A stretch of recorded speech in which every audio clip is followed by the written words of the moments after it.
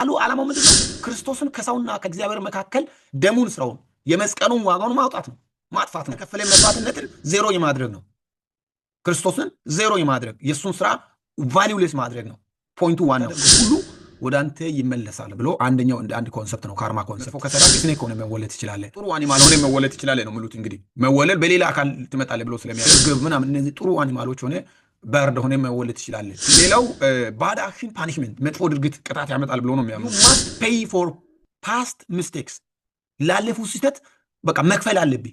በዚች ምድር ስትኖር ከፍለ ነው መኖር አለብህ ለሰራው ስህተት ብሎ ነው የሚያምኑት። ሪፔንታንስ ንስሐ የለውም። በካርማ ሐሳብ ላይ ምንም አይነት ንስሐ የለውም። ያን ነው እኛ በጸጋ በክርስቶስ በኩል ነው። ይሄን ሐሳብ እነሱ ክርስቶስ ምን እንደሆነ ያው ስለማያውቁ በራሲ ነው ምንድነው ሰልፍ ሳልቬሽን ነው። ለመዳን ራስን ጥረትን ይጠይቃል ነው። ኢየሱስ ክርስቶስ ወይ ሜሴንጀር ያደርጋል፣ ወይ ከመላእክት አንዱ ያደርጋል፣ ነቢያት አንዱ ያደርጋል፣ ወይ ሰው ያደርጋል፣ ወይ አፈር ያደርጋል። ኦኬ ወይ ወንድማችን ያደርጋል።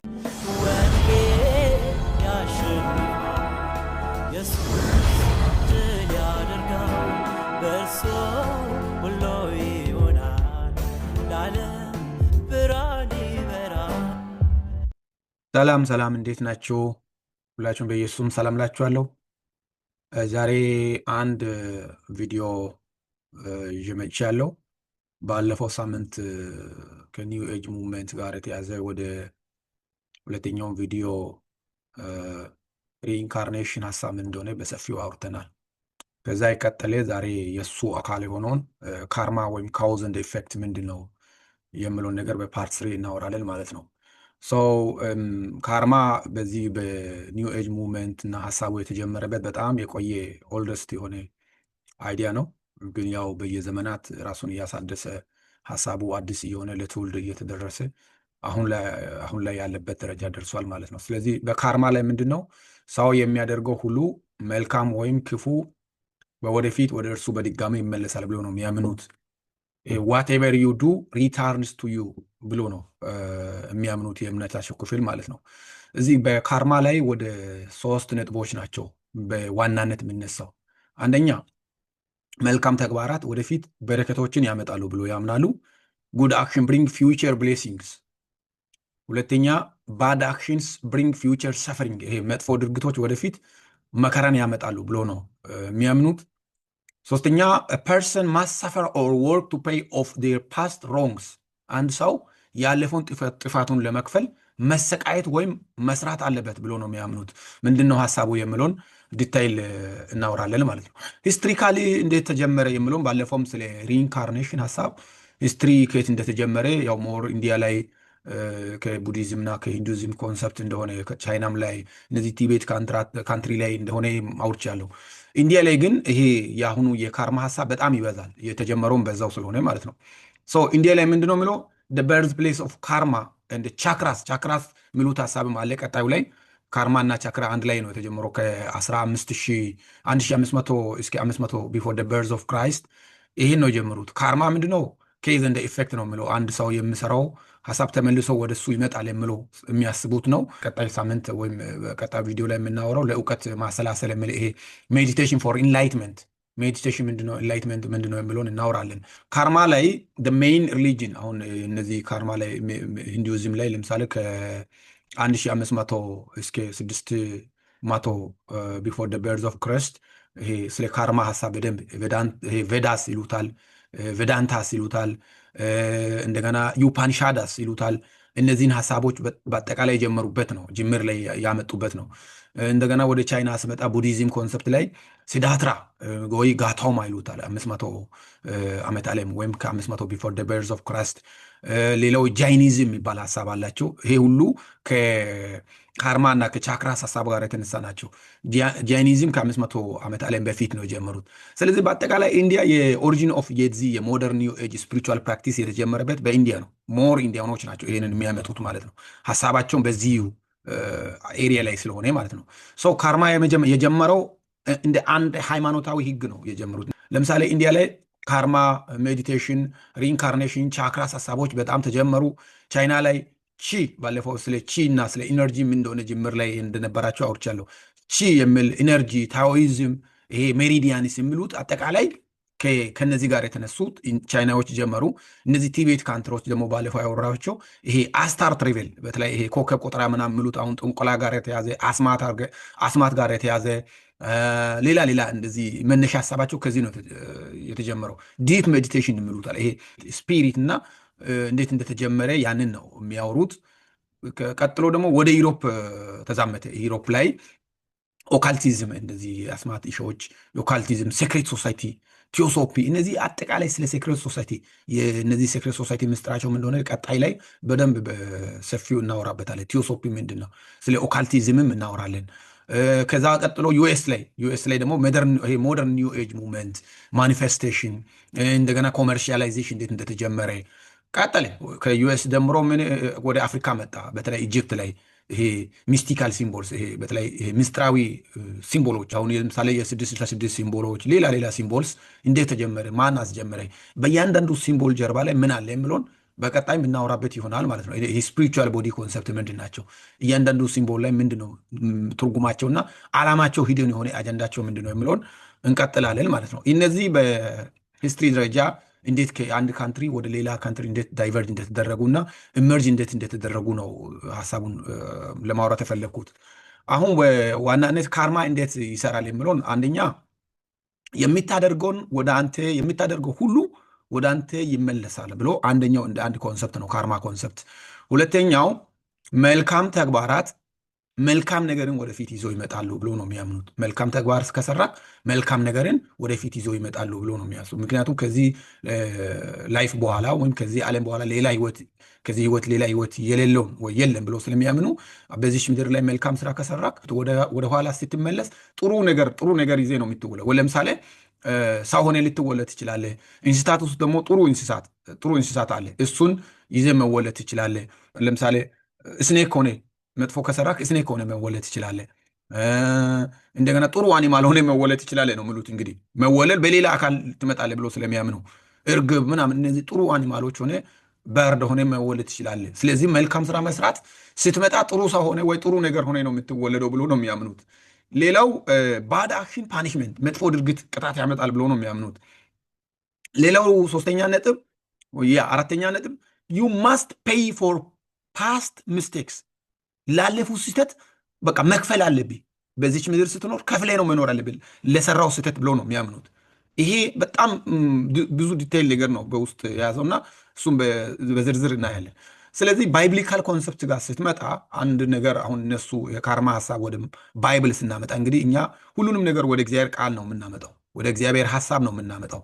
በእግዚአብሔር ሀሳብ በእግዚአብሔር ቃል ደግሞ እንዴት ነው በእግዚአብሔር ቃል መነጽር የምናየው የሚለውን ነገር ስናይ አንደኛ ካርማ ላይ ለምሳሌ ዩ ፔይ ዩር ዴቢት በራሲ ክፍያ ታደርጋለህ ብሎ የሚያምኑትን እንግዲህ እኛ እንደ እግዚአብሔር ቃል የእኛን ክፍያ የከፈለልን ኢየሱስ ክርስቶስ ነው። በደሙ በኩል በመስቀሉ በኩል በሰራው ስራ እኛ በነፃ ዋጋ ተከፍሎልን ያለን ሰዎች ነን።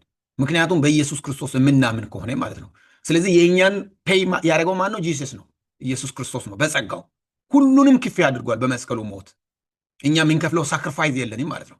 ሮሜ ምዕራፍ 3 ከቁጥር 23 ላይ ሁሉ ኃጢአትን ሰርቷልና የእግዚአብሔርም ክብር ጎሏቸዋልና ከቁጥር 24 በኢየሱስ ክርስቶስ ስም በሆነው ቤዛነት በኩል እንዲያው በጸጋው ይጸድቃሉ ይላል። በእውቀታችን በጥሩ ስራችን በመልካም ስራችን ሳይሆን በጸጋው በኢየሱስ ክርስቶስ ጸጋው እንድናለን ማለት ነው። ሮሜ ምዕራፍ 5 ከቁጥር 10 ላይ እንደዚህ ነው ብለው ጠላቶች ሳለን ከእግዚአብሔር ጋር በልጁ ሞት ከታረቅን በስጋው ሞት ማለት ነው። ይልቁንስ ከታረቅን በኋላ በህይወቱ እንድናለን። የታረቅን ሰዎች በህይወት እንድላለን። ክርስቶስ ሞተ፣ ክርስቶስ ሕይወት ሰጠን። በዛው በጸጋው በኩል ወደ እርሱ ገፍተን እንድናለን ማለት ነው። ሁለተኛው የካርማ ሀሳብ ምንድን ነው? የምዘራውን ትበላለህ፣ የምዘራውን ትበላለህ የሚል ሀሳብ አላቸው። የምዘራውን ትበላለህ። ይሄን ከባይብል ጋር የሚስማማ ፖይንት አለ። ሰው የዘራውን ያንኑ ያጭዳል የሚል ግን የምናጭደው የትኛውን ነው የሚለው ጋር ትንሽ ሀሳብ ልዩነት አለ እዚህ ጋር። ገላትያ ላይ ምዕራፍ ከ6 ከቁጥር 7 ላይ አትሳቱ፣ እግዚአብሔር አይዘበትበትም፣ ሰው የሚዘራውን ሁሉ ያንኑ ደግሞ ያጭዳልናል ይላል። ሰው ይሄ እነሱ ኮንሰፕቱ ሪኢንካርኔሽን ሀሳብ የሚነሳ ነው። የምዘራው የምቻጭደው እዚህ ምድር ላይ እጅ በእጅ ነው። በቃ እዚህ ምድር ላይ ክፉ ከሰራ ክፉ ታጭዳለህ። መጥፎ ከዘራክ መጥፎ ታጭዳለህ ብሎ ነው የሚያምኑት። ይሄ የብሉይ ኪዳን ስርዓት ጋር የሚገናኝ ማለት ነው ሀሳባቸው።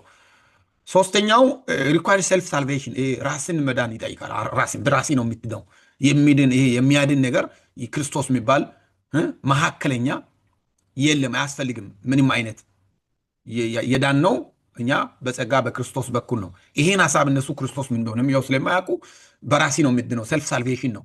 ለመዳን ራስን ጥረትን ይጠይቃል ነው የሚሉት። ለምሳሌ አንደኛ ጴጥሮስ ምዕራፍ 1 ከቁጥር 18 እስከ 19 ላይ ከአባቶቻችሁ ከወረሳችሁት ከከንቱ ኑሯችሁ በሚያልፍ ነገር በብር ወይም በወርቅ ሳይሆን ነውርና እድፍ እንደሌለ እንደ በግ ደም በበኩር የክርስቶስ ደም እንደተዋጃችሁ ታውቃላችኋል። ይሄ ሰልፍ ሳልቬሽን በማን ነው እኛ ያገኘ ነው? በክርስቶስ በኩል በክርስቶስ ደም።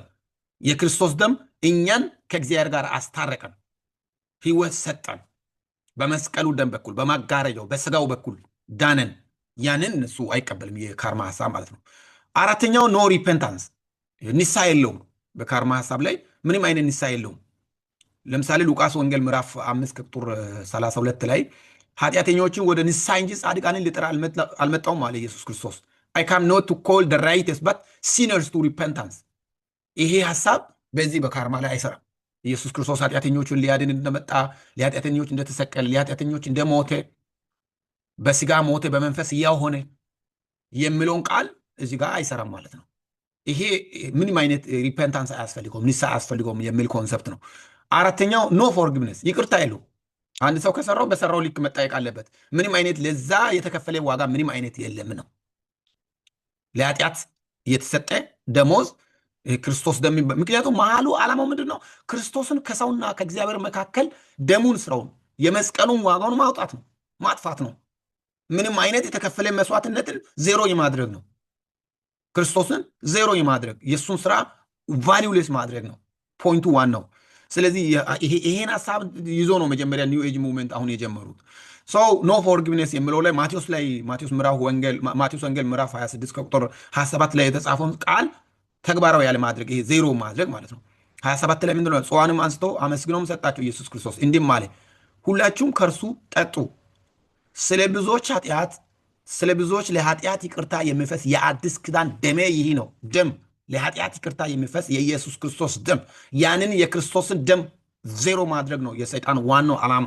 የኢየሱስ ክርስቶስን ደም ቫሊውሌስ ማድረግ ነው። የኢየሱስ ክርስቶስ ደም ለዓለም ኃጢአት የፈሰሰውን ደም ዜሮ ማድረግ ነው። ስለዚህ ዜሮ ሲያደርጉ ምንድን ነው የሚያደርገው? ኢየሱስ ክርስቶስን ወይ ሜሴንጀር ያደርገዋል፣ ወይ ከመላእክት አንዱ ያደርጋል፣ ወይ ከነቢያት አንዱ ያደርጋል፣ ወይ ሰው ያደርጋል፣ ወይ አፈር ያደርገዋል፣ ኦኬ፣ ወይ ወንድማችን ያደርገዋል። ይሄ የሰይጣን ብይታ ፈጥሮ ሰዎች ኢየሱስ ክርስቶስን በትክክለኛው መንገድ እንዳይቀበሉ፣ ኢየሱስ ክርስቶስ ማን ነው? እንዴት ነው አመጣጡ? በስጋ ሰውነት ምንድን ነው? በመንፈስ ምንድን ነው? የትኛው አካል ነው የእሱ የሚለው አንደኛ ቆሮንቶስ ምዕራፍ 15 ላይ ያለውን ቃል ኦኬ፣ 15 ላይ ያለውን ቃል ከአፈር የተፈጠረው የኛ ሰውነት ከአፈር እንደተፈጠረና ኢየሱስ ክርስቶስ ከሰማይ እንደመጣ ስጋው ከሰማይ እንደሆነ ምንጩ ከሰማይ እንደሆነ ያንን ምንጩን ለማድረግ ነው ዋናው ዓላማ። ምንጩን ዜሮ የማድረግ ወይ ወንድም ማድረግ ወይ አፈር ለማድረግ ወይ ሜሴንጀር ማድረግ ወይ መልእክተኛ፣ በቃ ያ የትልቁ አጀንዳ ነው አሁን በኒው ኤጅ ሙቭመንት ላይ የነበረው። ሰው ከሃይማኖት ጋር ይገናኛል፣ አምጥቶ ከብዙ ሃይማኖት ዲኖሚኔሽን ጋር ያገናኙታል። ሰው ያ የዲያብሎስ ትልቁ ተጽዕኖ ስለሆነ ዓላማውም ስለሆነ ነው። ስለዚህ ኖ ፎርጊቭነስ ይቅርታ የሚባል ነገር የለውም የሚል ነው። ስድስተኛ ካርማ ስትሪክት ለው ነው። ካርማ በጥብቅ ህግ የሚባል ነገር በጣም ይሰራል። ለምሳሌ ኢየሱስ ክርስቶስ እግዚአብሔር ራሱ ፍቅር ነው። በፍቅር ነው እኛን የጠራው፣ በፍቅር ፉጨት ነው የጠራው፣ በፍቅር ነው ወደ እርሱ የመጣ ነው። የእግዚአብሔር ጸጋ በፍቅር ነው። ኤፌሶን ምዕራፍ 4:15 ላይ ነገር ግን እውነትን በፍቅር የያዝን በነገር ሁሉ ወደ እርሱ ወደ ራስ ወደሚሆን ወደ ክርስቶስ እንደጋል። እውነትን በፍቅር ነው የምንይዘው። የያዝነውን እውነትን በፍቅር ይዘን ነው። ይሄ ወንጌል የፍቅር ወንጌል ነው። በዚህ ወንጌል ጥላቻ የለም። በዚህ ወንጌል በፍቅር ነው የምትሰብከው፣ በፍቅር ነው የምታስተምረው፣ በፍቅር ነው ለአንተ ያለህን የምትገልጸው። ይህን ደግሞ በፍቅር የምትሰብከውን ዲያብሎስ አይፈልግም። በጥላቻ ወይም በሃይማኖት አንዱ ላይ ወይም ሃይማኖታዊ ድብቅ የሆነ ጥላቻ ያመጣል። ሰው እውቀትን እንዳይደርስ እውነት ጋር እንዳይደርስ የሚያደርግ ጥላቻ ውስጥ ያስገባል። ከነፍስ ከአጥንት አንዳንድ ሰው ይገርመኛል፣ ሶሻል ሚዲያ ላይ ከአጥንት አንድን ሃይማኖት ከነፍስ ከአጥንት ይጠላል። ለምን እንደሆነ አይታወቅም። እውነትን የሚፈልግ ሰው፣ ፍቅር ያለው ሰው፣ ወንጌልን የሚመሰክር ሰው፣ እውነተኛ ወንጌል ያለው ሰው እንዴት ይጠላል ሰው በሃይማኖት ምክንያት? ይህ ወንጌል እኮ የፍቅር ወንጌል ነው። ኢየሱስ ክርስቶስ ደሙን ለእኛ ያፈሰሰልን በፍቅር ነው። ይህ የሚባል ሃይማኖት ቢ የሚባል ሃይማኖት ጠርቶ በቃ ከነፍስ የሆነ ጥላቻ የትኛው ወንጌል እንደሚሰብክ ግራ ነው የሚገባኝ። የትኛው ወንጌል ነው የእሱ ጥላቻ ያለበት? አጥንት ውስጥ ነው አንዳንድ ሰው ጥላቻ የሚገባው። ለምን እንደሆነ አይታወቅም። ሰው ይሄ የሚመጣው ምንጩ ከዚህ የመጣ ነው መጀመሪያ። ይሄኛው እየተባዛ በአሁኑ ደረጃ አሁን በኒው ኤጅ ሙቭመንት ጋር ስለተገናኘ ነው። ምንጩን ነው የማወራው። ሰባተኛ ካርማ ክሪቲስ ፌር ፎር ኮንሲኩዌንስ። ይሄ ፍርሃትን ያመጣል። ፍርሃት ሰው ኮንፊደንስ በዚች ምድር የመኖር ተስፋ ተንቀጥቅጦ እንዲኖር ተስፋ አቶ በፍርሃት እንዲኖር በጣም የተረበሸ ህይወት እንዲኖር ነው የሚያደርገው። ለምን? ምንጩን ትቷላ። ምንጩ ኢየሱስ ክርስቶስ ነው። እኛ በድፍረት የምናወራው በድፍረት የምንኖረው ኃጢአት ብንሰራ ራሱ ለእኛ ለኃጢአት የተከፈለ መስዋዕት ስላለ እኛ ምሕረት ስላለ ደሙ ስላለ በፍቅር ነው ምንድን ነው በድፍረት ነው የምንኖረው በዚች ምድር። ነገ ከዚህ ህይወት በኋላ ለእኔ የማያልፍ ህይወት አለ። ከዚህ ህይወት በኋላ ነገ የሚቀጥል ህይወት አለ። ይሄ ምድራዊ ጊዜያዊ ነው ብለን ይሄ ምድራዊ ህይወት ለእኛ ጊዜያዊ ነው፣ ነገ የማያልፍ ዘላለማዊ ህይወት አለን ብለን ነው የምናምነው። ይሄኛውን እምነት ስለማይቀበል በዚች ምድር ተንቀጥቀጠ ፈርተ በጣም በቃ ተስፋ አተ እንድትኖር ነው የሚያደርገው። ስለዚህ ገላትያ ምዕራፍ 5 ላይ እኛ ደግሞ በነፃነት ሊኖር ክርስቶስ ነፃነት አወጣን፣ እንግዲህ ጸንታችሁ ቁሙ፣ እንደገናም በባርነት ቀንበር አትያዙ አለ። ባርነት ህይወት ውስጥ እንዲኖሩ ሰው በዚች ምድር ላይ የተረበሸ አንዳንድ ጊዜ እኔ እዚህ ያለሁበት ሀገር በጣም ይገርመኛል። ሌሊት 9 ሰዓት ተነስቶ ይሮጣሉ፣ በጣም የተረበሸ ወይ ይጮሃሉ። እንደገና ሰው አሁን ተጨንቆ ምንድን ነው የሚያደርገው? ወይ ሀይቅ ዳር ይሄዳል፣ ቢች ምናምን አካባቢ ጫካ አካባቢ ሰው ተረብሾ እረፍት አጥቷል፣ ሰላም አጥቷል። ነፍስ እረፍት አታገኝም። ምክንያቱም ነፍስ እፍ ብሎ ኢየሱስ ክርስቶስ እግዚአብሔር ለሰው ህይወት ነፍስ ሰጠ። ሰውን ሲፈጠር የእግዚአብሔር ነፍስ ናትና ነፍስ ትጨነቃለች። እውነተኛ አምላክን እውነተኛ መድኃኒትን ካላገኘች ትጨነቃለች፣ እረፍት ታጣለች። ብዙ እውቀት ብኖር፣ ብዙ ገንዘብ ብኖር፣ ብዙ ሀብት ብኖር፣ ብዙ ዴቨሎፕድ የሆነ ካንትሪ ውስጥ ብኖር፣ ብዙ ቴክኖሎጂ ውጤት ብናመርት ነፍስ እረፍት አታገኝም። የነፍስ እረፍት የሚያገኘው ሰው ለነፍሳችሁ እረፍት ታገኛላችሁ የተባለው እረፍት ወደምስጠው ወደ ክርስቶስ ሰው ስመጣ ነው። ባለፈው እንዴት ማመን እንዳለብን ነግሬያለሁ እና ቀጣዩ ላይ ዲቴል ማውራት እንችላለን። ሰው እዚህ ጋር አሁን ፍርሃት ያለ ህይወት ነው የሚኖረው። የተረበሸ የሆነ ነገር መናፍስት መጥቶ ያባራቸዋል። የሆነ ጊዜ እየጮሁ ይወጣሉ፣ የሆነ ጊዜ ይረበሻሉ፣ የሆነ ጊዜ ከራሱ ጋር ያልታረቀ ሰው እንዲሆን ነው የሚያደርገው የዚህ መንፈስ ማለት ነው። ምክንያቱም እውነተኛ መዳን አያገኝማ፣ እውነተኛ መንፈስ የለውማ፣ እውነተኛ አምላክ የለውማ። ስለዚህ ይሄኛውን ሀሳብ ሰው በነፃነት እንዳይኖር ነው የሚያደርገው። ይሄ ነፃነት የሚለው ሀሳብ ደግሞ በክርስትና ውስጥ ያሉትን ደግሞ ሌላ ኢንተርፕሬቴሽን ይዞ ነው ሰዎች ብዙ ጊዜ ነፃነት ምንድን ነው፣ በቃ እኔ ነፃ ነኝ በክርስቶስ አንድም ድኛለሁ ብሎ ደግሞ ሌላ ለራሱ የሚመቸውን ትርጉም ይዞ የሚመጣ ትውልድ ደግሞ አለ። ይህንን በሌላ ሜይ ቢ ልናወራ እንችላለን። ነፃነት ማለት በክርስቶስ ያገኘው ነፃነት እንዴት ነው፣ ምን አይነት ነፃነት ነው የሚለው ነገር ራሱ በጥንቃቄ እንድናይ ያደርጋል። በክርስቶስ ያገኘው ነፃነት ኃጢአት እንደፈለግን እንድንሰራ ነው፣ እንደፈለግን እንድንሆን ነው፣ እንደፈለግን እንድንጨፍር ነው አይደለም። በክርስቶስ ያገኘው ነፃነት ምንድን ነው? የመዳን ነፃነት ነው፣ የነፍስ ነፃነት ነው። ይሄ ከተከፈለ ከደሙ ዋጋ ጋር የተያዘ ነው እንጂ ህግን አታደርግ እንደፈለጋችሁ ሁኑ ማለት አይደለም። ፋይናሊ ባይብሊካል ኮንሰፕሽን ምንድን ነው? ኮንክሉድ ሳረግ አንደኛ ዮሐንስ ምዕራፍ 1 ከቁጥር 7 ላይ ነገር ግን እርሱ በብርሃን እንዳለ በብርሃን ብንመላለስ ለእያንዳንዳችን ህብረት አለን፣ የልጁም የኢየሱስ ክርስቶስ ደም ከኃጢአት ሁሉ ያነጻል ይላል። ስለዚህ የኢየሱስ ክርስቶስ ደም ከኃጢአት ሁሉ እንዲያነጻ አምነን እንደሚያነጻ አምነን ኦኬ፣ በስሙ ተጠምቀን በመንፈስ ቅዱስ ተሞልተን ወደ ህያው ወደ ሆነ አምላካችን እያደግን ያለን ሰዎች መሆን አለብን። አንደኛ ያንን በኢየሱስ ክርስቶስ ደም ውስጥ ለመግባት አንደኛ እርሱን ማመን፣ በስሙ መጠመቅ፣ በመንፈስ ቅዱስ በመሞላት በዚህ ደም ውስጥ እንገባለን። የደሙ ስራ እንድናገኝ የሚያደርገው ይህን ነው። ሁለተኛው ዕብራውያን ምዕራፍ 9 ከቁጥር 27 ላይ ለሰዎች አንድ ጊዜ መሞት ከእርሱ በኋላ ፍርድ እንደተመደበባቸው ይላል። ፍርድ ተመድቧል ለሰው ልጅ። ሰው አንዴ ሰው ከሞተ ወይም መልካም ህይወት ወይም ዘላለማዊ መንግስት ወይም ዘላለማዊ ሞት። ስለዚህ የተወሰነው ፍርድ ስለሆነ እውነተኛው ፍርድ ይፈረዳል ማለት አንድ ሰው እውነተኛው ፍርድ ያገኛል። ጃጅመንት የምንለው ሰው ለዚህ ከዚህ ፍርድ ለማምለጥ ፈጣሪውን ትክክለኛ እውነተኛ አምላክን ማግኘት አለበት። ኦኬ፣ ባለፈው ስለ ዳግም ልደት አውርቻለሁ። ዳግመኛ መወለድ አለበት። በኢየሱስ ክርስቶስ ስም ከኃጢአቱ ስርየት መጠመቅ አለበት እንደ ባይብሉ።